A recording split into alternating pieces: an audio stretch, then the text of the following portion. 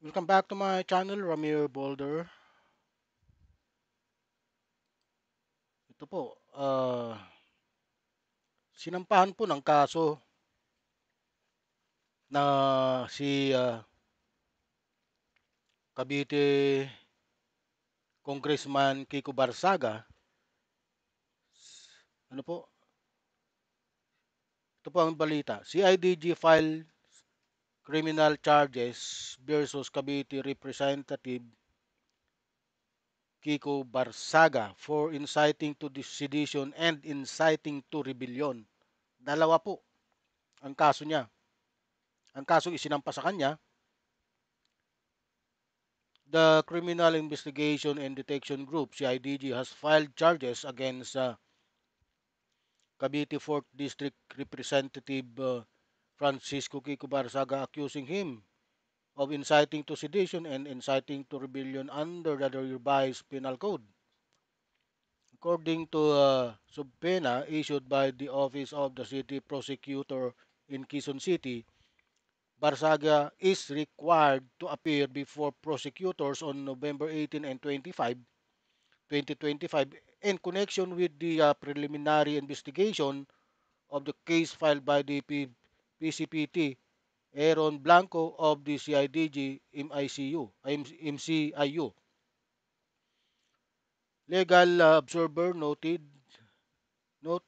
that while freedom of speech is constitutional right, it is not absolute, especially when a statement or act allegedly promote rebellion or threaten the unity of the republic.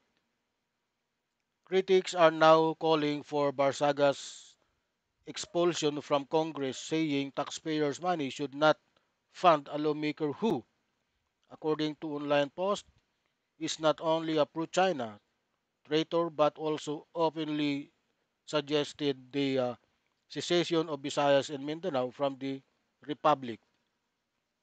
Ano po? Yan po ang latest po kay Congressman Kiko Saltik Barsaga. Dalawa po ang kanyang kaso ngayon, ang inciting to sedition and inciting to rebellion under the revised penal code. Ano po?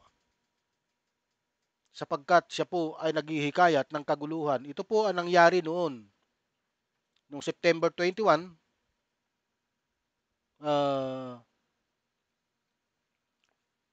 sa Forbes po, naghikayat po siya. Marami pong dumalong mga DDS.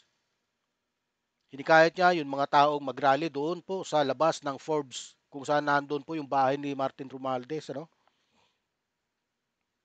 Marami pong dumalo ng mga vlogger na sumusuporta sa mga Duterte. At isa na po dyan, yung mga kilalang personalidad. Ano? Marami po sila.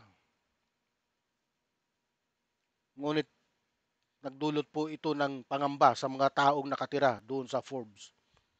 Kaya po siya kinasuhan. Ano?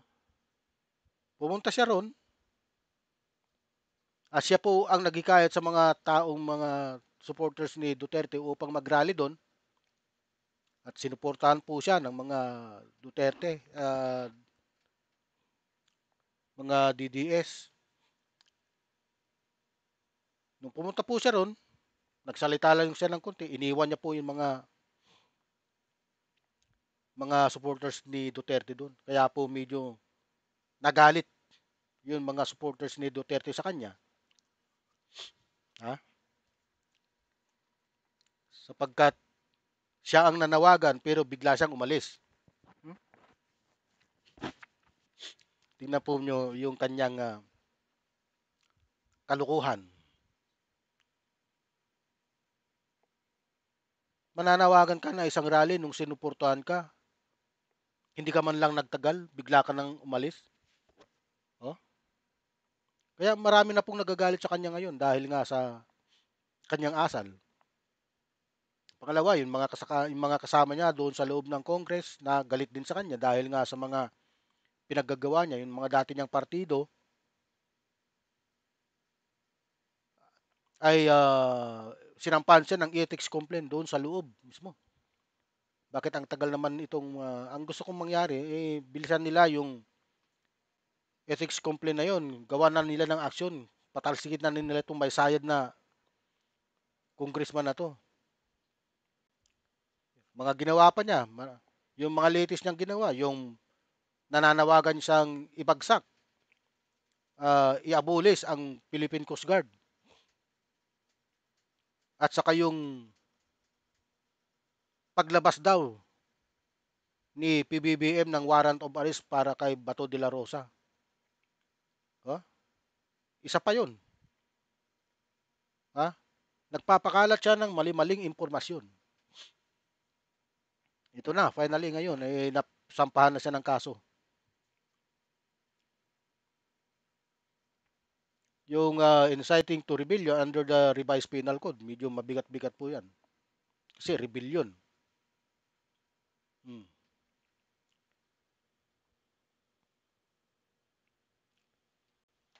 Alam niyo po, si Cavite 4th District Representative Francisco Kiko Barsaga ay naharap sa mga reklamo ng pag-uudyok sa sedisyon, inciting to this sedition, at pang-uudyok sa paghihimagsik. Excuse me. Inciting to rebellion. Sa ilalim ng Article 139 at 142 ng Revised Penal Code. Ayon sa Criminal Investigation and Detection Group, CIDG, ang mga pahayag o aksyon niya noong protesta noong September 21, 2025 kabilang ang sa Forbes ay nag-udyok ng karahasan, ano? Paglabag sa batas at pagkalat ng puot laban sa gobyerno. Nagkakalat na siya ng puot, ano? Na nagbanta sa pagkakaisa ng republika. Hindi ito absolute na karapatan sa malayang pagpapahayag ng lalo na kung ito'y may nagpro-promote ng paghihimagsik. Ano po? Si Barsaga po ay kasalukuyang ay sumasailalim sa preliminary investigation sa Quezon City Prosecutor's Office at humiling ng pag-expel sa kanya ang mga kritiko dahil sa kanyang pro-China na pahayag at mungkahin ng secession ng Visayas at saka Mindanao. Recently lang po yun, yung sinabi niyang yun. Ito'y batay po sa mga report ng Inquirer, Philippine Star at ABS-CBN.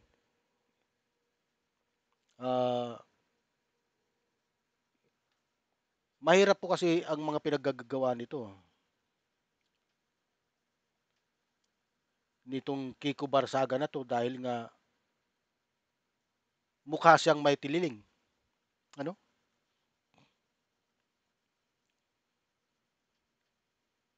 Ewan mo nga bakit po siya binuto ng kanyang mga constituent niyan sa Dasmariñas, ano?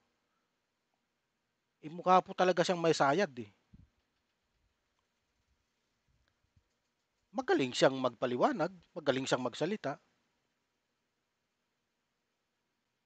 Pero sa kabila ng yun, mayroon talagang kakaiba sa kanyang mga kilos. Hindi ba napansin ito ng mga Kabiteño? Bakit siya'y inihalal? Ano? Nakaka panghinayang yung ganitong mga bata pa. Pero siguro, siya ay naudyukan. Kaya niya nagagawa ang mga bagay na to. Naudyukan siya ng mga DDS. Gustong-gusto ng mga DDS ang kanyang ginagawa kasi sa pagyurak niya sa kasulukuyang administrasyon. Ha?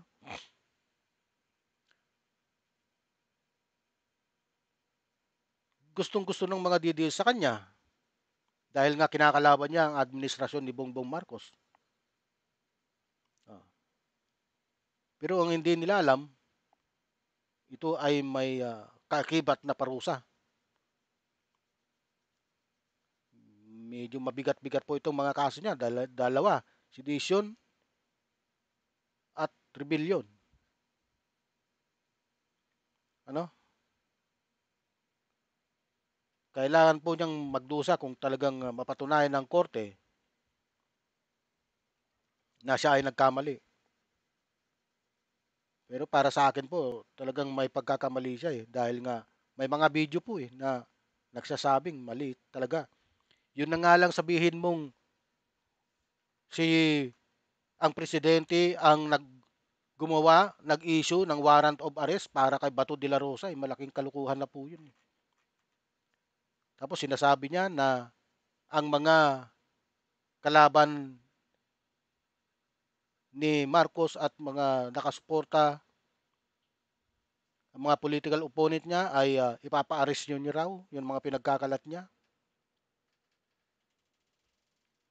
At saka yung dating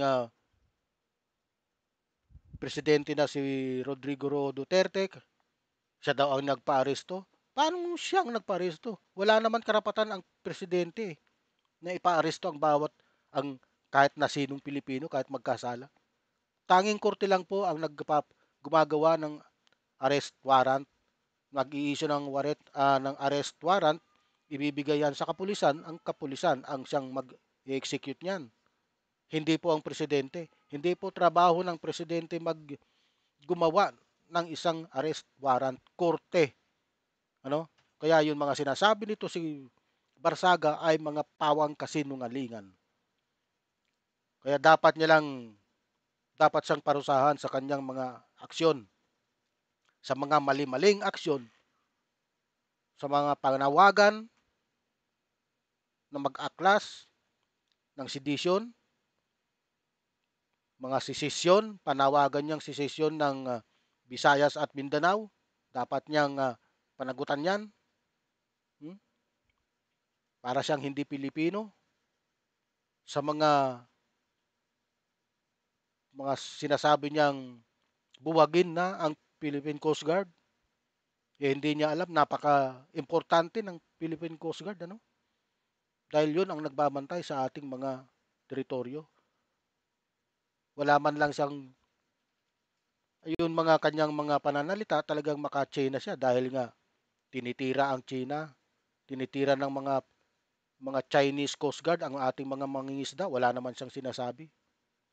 Hindi niya man lang may pagtanggol yung mga Pilipinong niyuyurakan ng mga ng mga Chinese Coast Guard sa West Philippine Sea.